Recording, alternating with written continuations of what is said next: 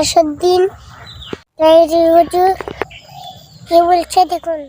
যারা বলবে পীর শব্দ কোরআনে দেখাইতে পারলে 10 লাখ টাকা বলে দিব, আমি কই নামাজ শব্দ কোরআনে দেখাইতে পারলে আমি 1 কোটি টাকা দিব। এখন আমিও কইবেন দিব, আমিও কমু দিব, সমাধান তো দরকার আছে। যেই শব্দটা ফার্সিতে নামাজ, এই শব্দটা কোরআনের ভাষায় সলাত। যেই শব্দটা ফার্সি ভাষায় রোজা, এটা আরবি ভাষায় কোরআনের ভাষায় সাওম।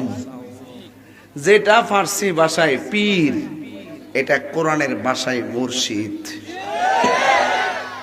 হুদহুদ চাপাবাজি করার, অনর্থক চাপাবাজি করার কোনো দরকার নাই, পাবলিকের দান্দা লাগানোর দরকার নাই, ঠিক নিও। তো এই জন্য আমাদের ভারত উপমহাদেশ তো পাকিস্তান, ভারতের উর্দু এবং হিন্দি ভাষায় রসম চালু ছিল, ঠিক কিনা?